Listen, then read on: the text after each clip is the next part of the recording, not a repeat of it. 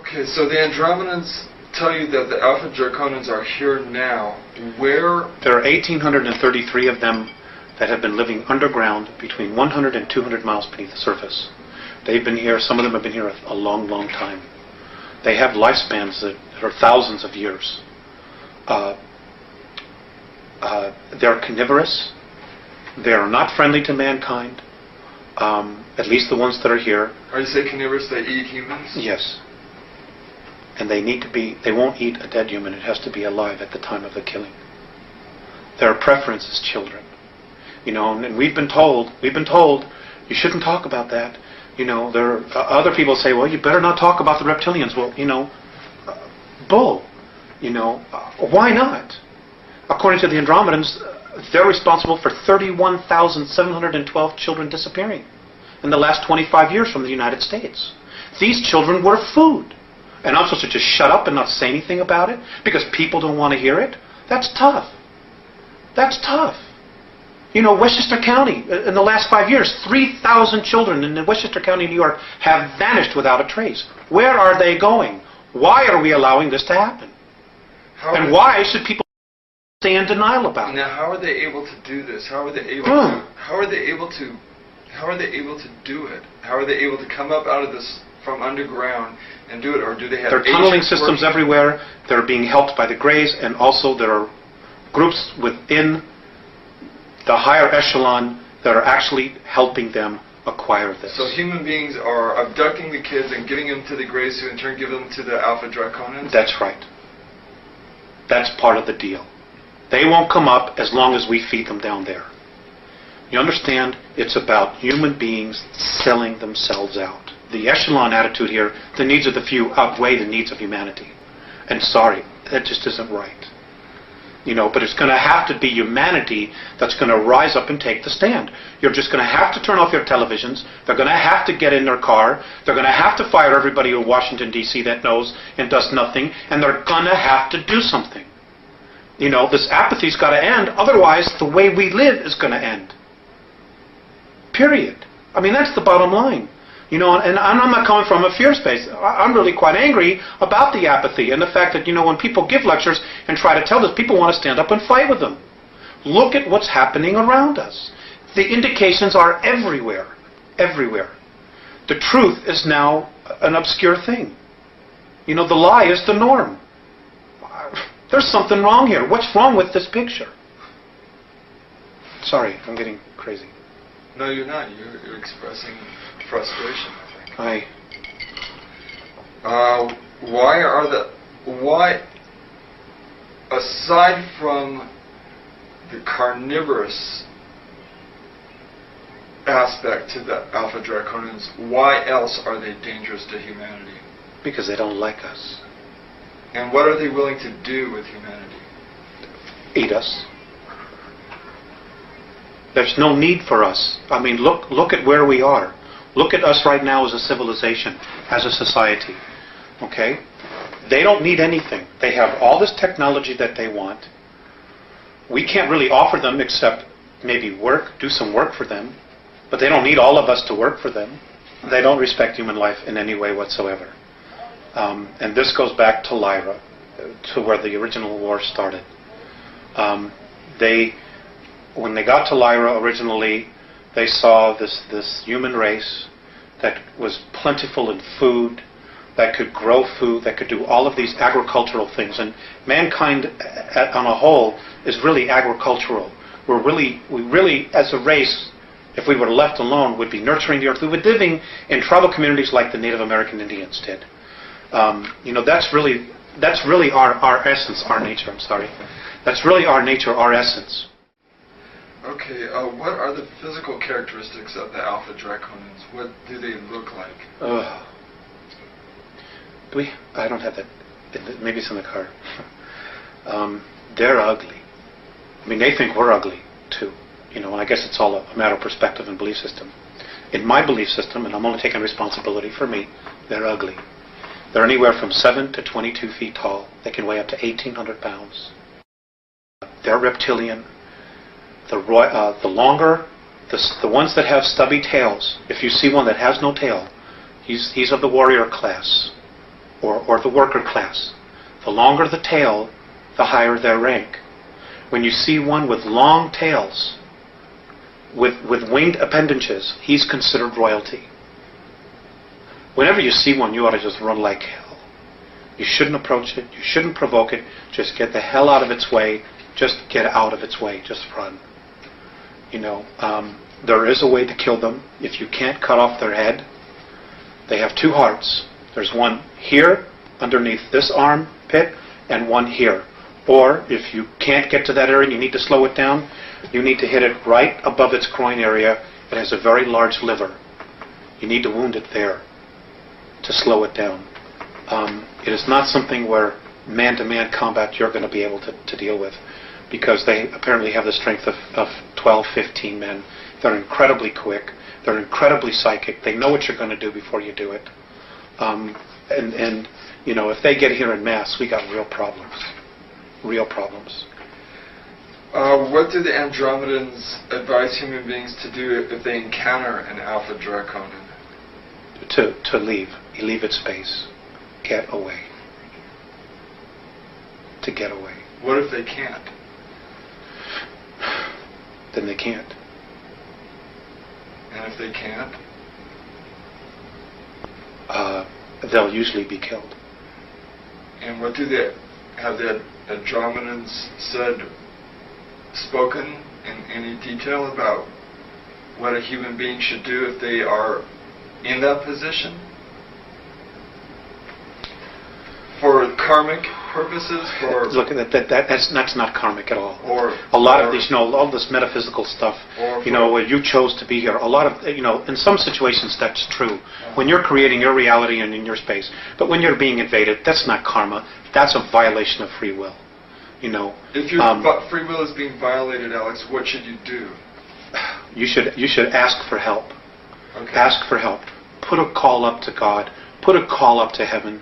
Put a call to the Andromedans, the Pleiadians, whomever.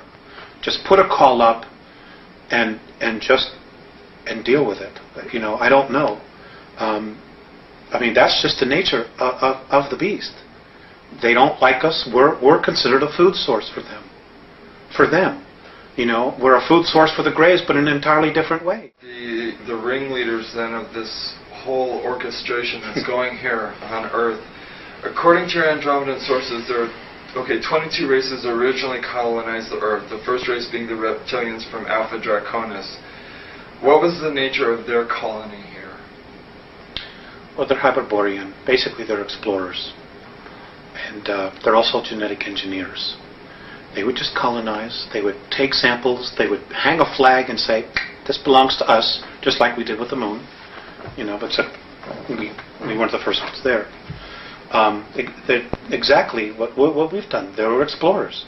And they would just go to a place, they would see what was there, they would explore it, if there were minerals that they needed, if there were other life forms, organisms, whatever it was that they needed, they took, and then when it was done, they had enough, they moved on, and just kept exploring and expanding their realm of exploration or territory. And you said they were dumped here.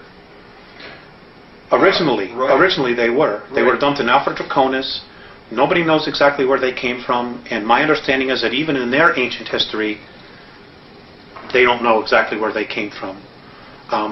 But they were left in Alpha Draconis because that particular system offered them the highest probability of survival.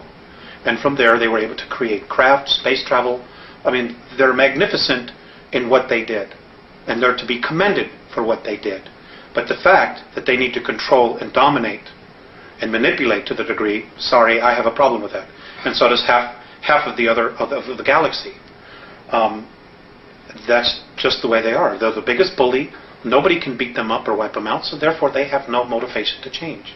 So that's the space they hold. And, the Andromedans actually consider them the ultimate warriors, which says a lot. What is the ultimate agenda then of the Alpha Draconians in relation to Earth and to this part of the galaxy? They do not want our galaxy to move into fourth and fifth density consciousness, because they lose complete power. But it will anyway, won't it? Not necessarily. There are no guarantees. There are no guarantees. There's no guarantee that Earth is going to go into fourth or fifth density. There's no guarantees that the entire galaxy is going to get there. Because if that were the case, they would probably just leave us alone and not give a damn what was happening here. No. You see, the Draconians are third density. They're physical just like us. They can only move into fourth density by mechanical means. If we move into fourth and fifth density, they've lost their playground. They've lost control of what they want to control. So they're fighting like hell trying to hold everything back. Because if they can hold everything back, then again, it's a form of power, of control. Now, it's such a mess. Okay, let's talk about some of that. According to your Andromedan sources, there are 3 groups of extraterrestrials who are involved in very distressing agendas here on Earth. One is the renegade grayskin Zeta Reticulans. Another is the Giza intelligence, formerly of the Pleiades. And a third is the reptilians from Alpha Draconis. Is there another? Yes. Okay. There's the Orion group as well, and there's 141 of them here. And they're from Ursa Minor, Ursa Major, Rigel, and Betelgeuse. From that particular group, that particular area of the star system. There are a lot of agendas here, hidden agendas. And you have to understand that some of the races, for example, the Draconians. The Draconians themselves did not evolve as a life form in our universe. They were dumped here. They were brought here because they're just a pain. They're incredibly smart. They're incredibly psychic. They're incredible builders, but they're bullies. Their whole thing is control, domination. And because there's no race in our universe that can really beat them up and wipe them out, they don't have to choose light or dark. They're just where they are. And they've chosen the opposite polarity. They're a tough bunch. They've manipulated a lot of civilizations throughout our galaxy. They're also responsible for the 600,000-year war, which almost annihilated the human species in our galaxy. And they show very little remorse about it. Hopefully they'll be leaving soon. But the others are life forms that have evolved, like the Orions. The Orion group has been genetically manipulated and have been deeply entrenched in Draconian belief systems. So they're carrying that energy or that torch for whatever their agendas are, as well as their own agendas. Okay, the reticulant, the Greys have been controlled and manipulated by the Orion group. So there is a system, a class system here that's been established, and this is very common in the non-benevolent or regressive extraterrestrial structures, where there's a class system of workers, warriors, administrative or priests, and then the hierarchy, the royalty. And the lower you are, the worse you're treated. We have a history of that here on our planet as well. Right. You know, the caste and we've been taught this by the aliens themselves. Right. And the Pleiadians very much were part of that as well. For a time, they were very much in that belief system. Well, let's focus for a while on the renegade Zeta Reticulans. The agenda of the grayskin Zeta Reticulans. Okay. Number one, I would like to say that, there's a lot of confusion that not all reticulans are evil. There are some reticulans that are incredible healers, that are incredibly benevolent. Unfortunately, most of them are getting a bad rap right now because of what the Greys are doing. And there are 5 different subspecies of Greys. May I interject here for a moment? I've heard the phrase long-nosed Grey describing their physical characters. Those are not the benevolent reticulans. Okay. The benevolent reticulans look like children. So the non-benevolent ones are the long-nosed Greys? That's correct. That's what I thought. That's correct. Okay. And there's a lot of information that's being. Some people are experiencing real benevolent experiences with them, or they're told that they're experiencing benevolent, when in fact they really haven't. They just maybe haven't been regressed or taken deeply into their subconscious to know what is happening. They're incredible masters of mind manipulation. But anyway, their race is dying. They have been so genetically altered by the Orion group that they cannot reproduce. So, they were told by the Orion group to come down in here, to come in here, this is how it's been related to me, to come in here and set the stage, to break down the social structures so that when the Orion group and the Draconans come back, there are two classes, royalty and workers, which is exactly what they're doing. You can see that agenda happening right in the United States since the beginning of the Reagan administration. This is where the focus has been. Has been on the United States, singly. And there's been a reason for that, which we'll cover in just a little bit, but let me get my thoughts out here. Which is exactly what the Greys have been told to do. And they're doing it. In the meantime, they themselves have their own agenda. They see us, because of our genetic stock, of having the DNA of 22 different races, and the racial memories, of trying to breed, to cross the genetic bridge, so that they as a race can have enough genetic stock to continue to propagate their race, which according to the Andromedans, they're destined for extinction. What they're doing is not going to have any long-term effects to propagate their race. So they're desperately trying to do what it is that they're trying to do before all the other two groups get here. The Greys also themselves want to be free from the manipulation of the Orion group, just like we as a race want to be free of their manipulation. So there's this incredible triangle of crap that's hanging all over us, and all these hidden agendas and just brainwashing and bizarre belief systems that are being thrown at us, when they should all leave. Not only the good ones and the bad ones, they should all just leave and leave us alone, which is ultimately what the Andromedans want. But unfortunately, that isn't going to happen right now. Not until some changes occur. We have to begin to raise our consciousness. Right, we need to. Right. And the first thing we need to do is we need to stop warring with each other. We need to come together as a race, and no matter what happens, we need to stop all of the political garbage and say, look, when it comes down to the bottom line, all we have is each other as a race. Period. And this is our planet, this is our home, and there's enough of us that are polluting the planet that we need to stop. Because if we don't stop polluting the planet, Rick, we're not going to have a place to live. Period. Is there an Earth quarantine that the renegade Zeta Reticulans violated? Yes. And what was that quarantine? The quarantine was they were supposed to, well, it's the same quarantine that evolves, that any other evolving planet has. No intervention with an evolving race. But because of our genetic stock, the Greys did it. Now, but they did it in such a way that they didn't totally violate our free will. They dangled a technological carrot to the government. And the government took the bait. They said, sure, for their own reasons, they took the bait. And there was an exchange of technology. And there was a treaty that was signed. And this is a dilemma that the Andromedan Council has. If the United States military had said, go away, the Greys would have had to have left. So was this the Air Force Base situation or the Eisenhower situation where he had representatives? Is this the one that took place in the 50s? Yes. Okay. Yes.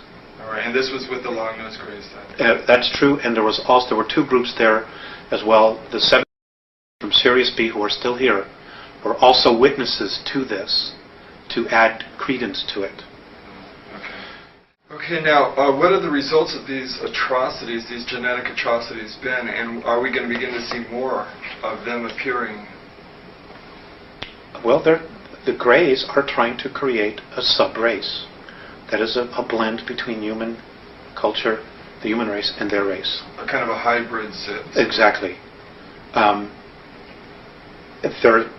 They're not being very, very successful. And one of the things that they're trying to do is they're really looking for the soul. They don't understand the soul. They don't understand our extremes of emotions as well, because they're very, very different from us. Their experiments haven't been all that successful. There are a lot of emotional problems with that, because what really makes a human being is our essence, is the spirit that animates the physical form. Well, there's also another factor. and that is that they actually feed off the energy. They're vampires. The Zeta Reticulan Greys. The Greys, right. They're vampires. Is this where we get our vampire legends? A lot of our vampire legends? I don't know about that. I don't know if that has to do with it. I don't really know. I wouldn't be surprised, to be perfectly honest with you. But they feed off the energy. They can even bottle the energy and use it for later times. They're also stealing the vital bodies of human beings and storing it. So, I mean, they're just doing some really horrific things here that other races just simply wouldn't conceive of doing. Now, are you familiar with Salvador Fresedo? No, never heard of him. Okay, he's a gentleman who proposes, he's a former Jesuit priest who proposes the idea that Colosseum-type sporting events are used to vampire energy off the crowds. I wouldn't at all be surprised. Right. It wouldn't surprise me in the least. He said, like, the sacrifice of human beings in some ancient civilizations here on Earth was a form of belief system that was set up for these beings to vampire energy off of. I wouldn't be surprised at that either. Okay. Now, war, our wars here, it's the exact same thing. And to all of your viewers, I'm going to give you some homework. It is an absolute must that you go out and get the book, The Gods of Eden by William Bramley. It is an excellent introductory book that will bring you right up to speed with what's going on. It is over 80% accurate with the information in there, and I strongly suggest that people read it. It's excellent. And the 20% that isn't accurate revolves around what type of ideas? Around the soul and the being that we know as Jesus, which I'm not going to go into. Okay. Now, how are we doing on time here? Do you still have some more time? Well, we've come here an hour so far. We'll continue. Okay, you let me know when you need to break. How are the renegade Zeta Reticulans able to manipulate Earth's most powerful governments into a position of checkmate? Oh, it's easy. That part was really easy. Number one, their technology is 2,500 years more ahead of us. Number two, because of our greed factor, certain groups of power elite are in touch with them on a physical level. Well, many of them are implanted. Many of them are so implanted that they have now become part of the gray group mind. And the Andromedans no longer consider some of these human beings, Terrans as they call us, human at all anymore. They're nothing but clones for what the Greys want. And they pass down orders, they tell others what to do, and of course the chain of command that we've established on our planet is exactly what's happening. Also, playing on the greed factor, those who are still human, they look at the fact that, well, they're here, they're the rulers, we can still maintain our place of privilege in the world, so we'll form the new priesthood. We'll be the go-between between the workers and the gods, just like we saw in Babylon, in Assyria, Egypt. It's all over again. It's history repeating itself all over again. Because it's the control factor, the hierarchy is the established mode for these negative civilizations to keep their power structure intact. That's right. Okay. And it's another thing, and there's also one more factor. It is about human beings out for power, selling out their own race. The World Club. Just selling out the rest of us, the human race, for their moment in glory, for their privilege to be with the gods, so to speak, who are aliens. That's what it is. To have technology that can take them to the moon, to have the technology that can take them to Mars, that will give them the technology to do time travel. They totally sold out a race, our history, everything, for their brief moment in the sun. Now, pisses me off. I'm sure when they look back on their lives afterward, I would assume that they would regret their choice. I don't know. I don't know. How will the renegade Zeta Reticulans have to be removed? It's, if we can create, if humanity makes a real commitment to create an environment of unconditional love and simply refuses to hate or to kill each other and destroy our planet, they'll have to leave because they can't deal with the vibration. If we can't, it's going to take outside intervention to get them out of here. Period. Are the renegade Zeta Reticulans going to try to deceive humanity with an elaborate religious event they are staging? The perceived second coming, yes. I have been told to really beware of that they are very capable of playing out the second coming, creating a clone who will look like the image on the Shroud of Turin, which, by the way, was one of their deals. People with weapons, the police, the military people, these people need to be persuaded and persuade themselves that they can lay down their weapons, that they don't need to use them against other human beings, that they can love other human beings, interact with them without a violent or power control type of situation going on. I'm not saying that there aren't some human beings here that definitely don't have some serious problems. I'm not saying that at all. There are some who do. But the bottom line is, when you look at the whole picture and you go up the ladder, okay, we are not the enemy. The enemy isn't human at all. But it's pushing all our buttons so that we're so busy looking at each other and so neurotic about each other that we're not looking at the real reality here, the real cause, which is another race or races that are here who are totally playing games with us, feeding off our energy, and hoping that we destroy ourselves so that they can keep the planet and themselves. Really, let's say who it is again. It's the Orion group. It's the Orion group. It's a group that is on its way here and now from Alpha Draconis. They're the real culprits behind this whole deal. Alpha Draconis or Orion, or both those two? Alpha Draconis. They're the real culprits behind this whole thing. Above the Orion group. Yes. Okay. Yes. So then there's Orion. Then there's Orion, the Orion group. Then you've got the Greys. And where did the Giza intelligence fit in here? They were just a group that were totally independent, that came in and did their own thing. They were perceived as gods, and they played the role out. And they got stuck in it. You know, they got stuck in the ego part of it. We're gods, we can do this, we have all this technology, and they just played it out for all that it was worth. Okay. But to be honest with you, at this point, they're not really much of a factor anymore.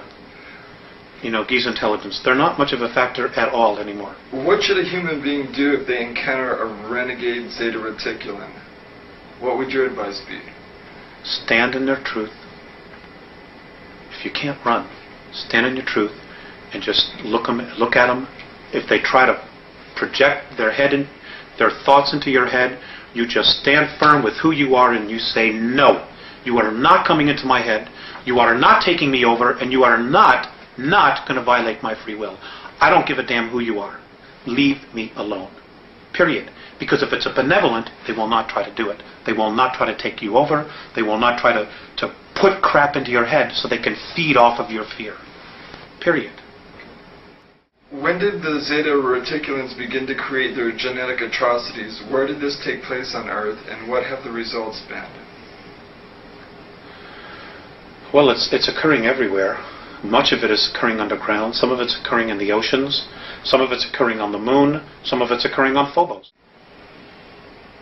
Could you describe the human military bases on the dark side of the moon, Mars, and the Mars probes as Andromedans, and how the Alpha Draconans fit into this scenario? The Mars probes, the Russian and the US one, they're gone. They were destroyed. They're history. There's no secret here about, well, it's taking pictures privately. You know, and it doesn't matter whether you believe that or not. It's history. Okay. March of '89, the Russians took pictures. Mars was invaded. We had a human colony there of 300,000, so I'm told. One was underground, one was above ground, Adam and Eve. They're conquered. They're being taken over.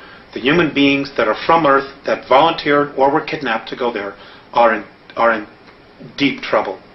Many of them have already been eaten. Some of them have already been killed. There is nothing we can do here as a race to help them. So Mars was conquered by the Alpha Draconans. That's right. They came in. There's 100,000 of them there. They have approximately 2,111 scout craft there. They're in an area underground that is 64 square miles, known on Mars as the area of Tempe Terra. That's where their base is. It's an ancient base that they had. It's over 1 million years old.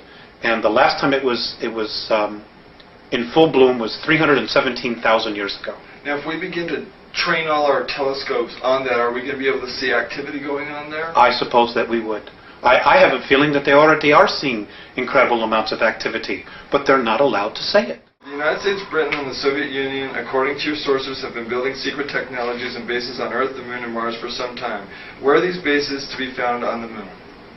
Where are they? Yeah. They're on the dark side. And do you know what the locations are, what they're called? Yes. One is under Jules Verne. God, I wish I had those notes in front of me.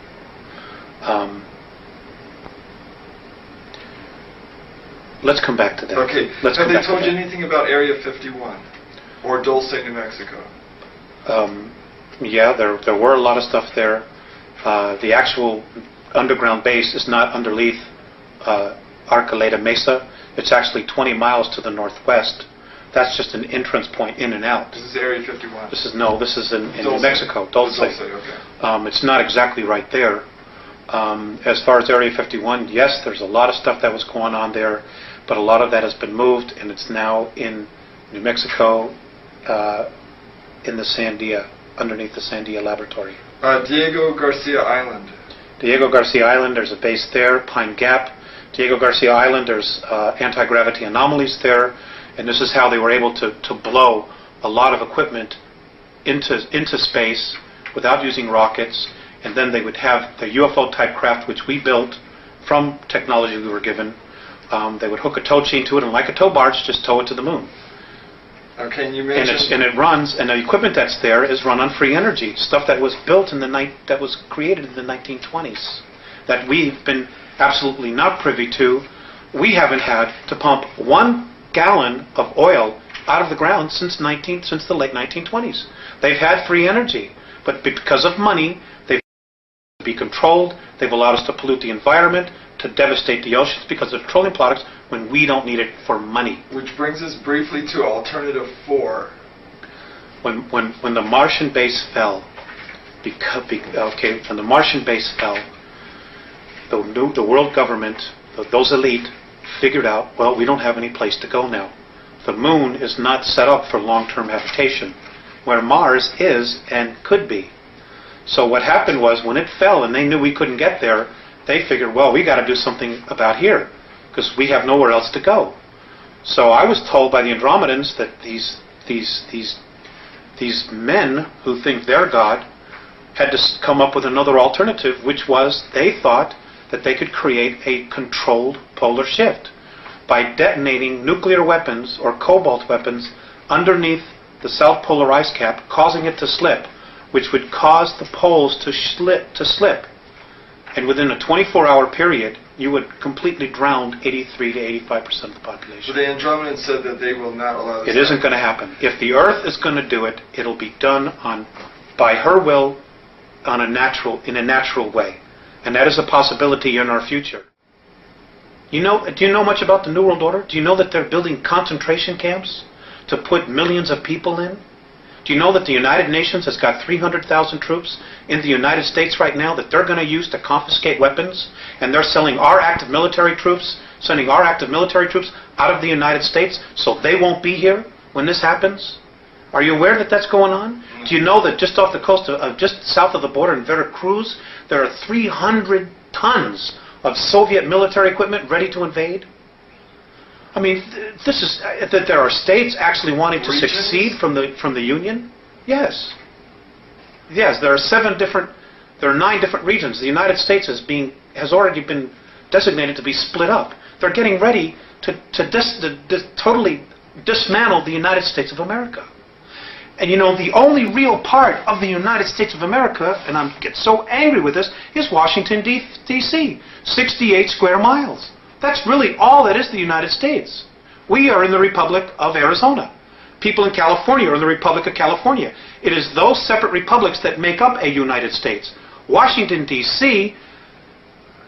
has totally manipulated everything. We're no longer the United States, what the forefathers founded. It isn't that at all. And in 1992, the Congress approved the UN Charter. Well, what people aren't aware of, because it wasn't printed in the press, in the newspapers, in our controlled media, is that because it's a treaty, it supersedes the Constitution of the United States. The UN Charter is now the law of the land, not the Constitution anymore. And in the UN Treaty, Articles 55 and 56, look it up, folks, prove me wrong, state that the United States Congress no longer has to abide by the U.S. Constitution. As of 1992, the United States of America ceases to exist. They just haven't told the people yet. And they're not going to tell them until after they have outlawed all weapons, after they have totally regulated the Second Amendment and taken everybody's firearms away, so you can't fight, so you can't stand there and be free anymore.